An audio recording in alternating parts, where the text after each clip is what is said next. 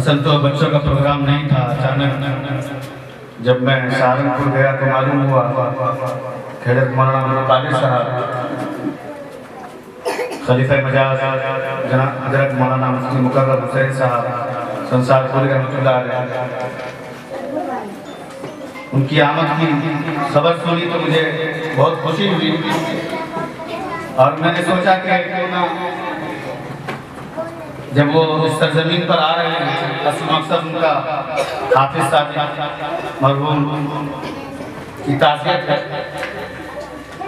और हम सबको मालूम है कि हमारे इलाके से हाफिज सद्दाम को आप सब जानते हैं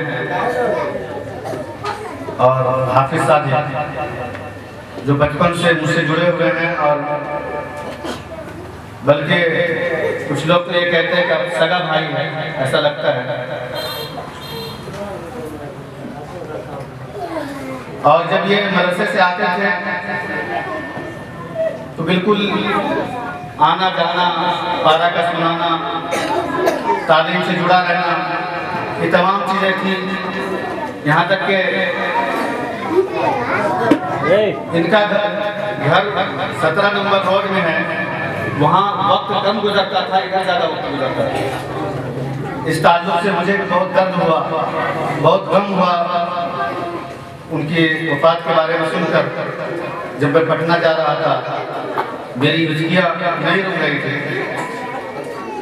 बहरहाल वही हुआ जो अल्लाह को मकसूद था, वक्त आ गया था।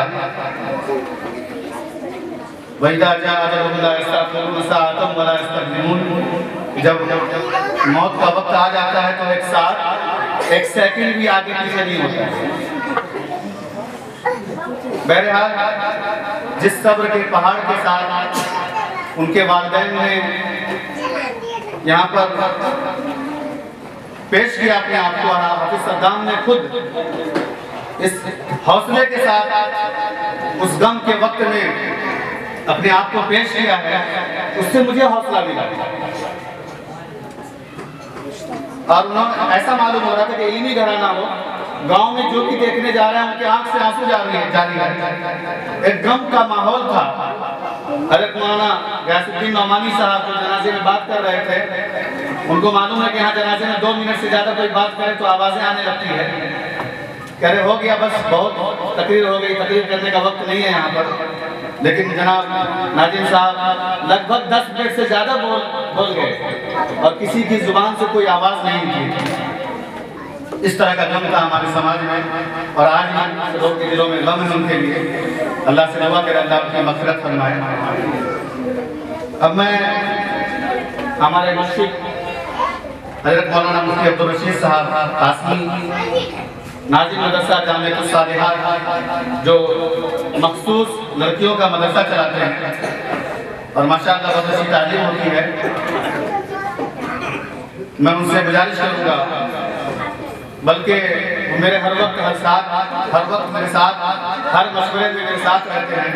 मुझे हर वक्त वो बल्कि उंगली पकड़ के चलाना सिखाते हैं कि यहाँ ऐसे कीजिए, यहाँ ऐसे कीजिए। अभी स्कूल के ताल्लुक से भी उनका मशवरा है कि बच्चों को ज़रूर एक दिन इस्लामी लिबास होना चाहिए टोपी के साथ। और मैं समझ रहा हूँ इंशाअल्लाह मैं उस मशवरे को कबूल करूँगा।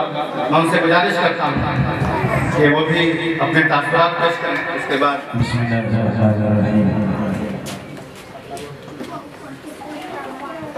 मुअज़्ज़ज़ उलमा किराम,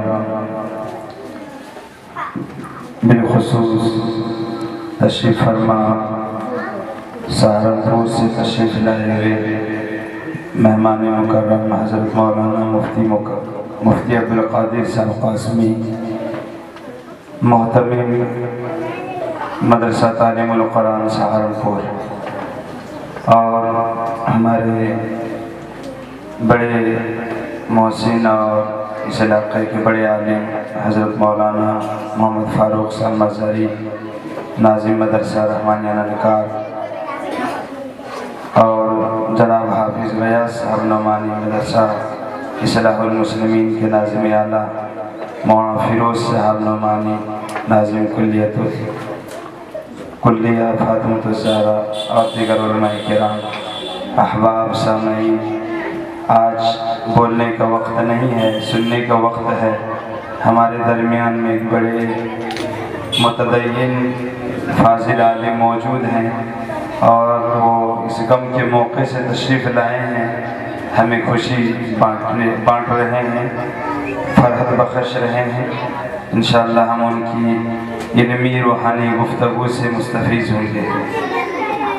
सिर्फ एक जुमला इस स्कूल के लिए ये कहना है कि मायूसी के इस माहौल में उम्मीद की एक नई किरण है।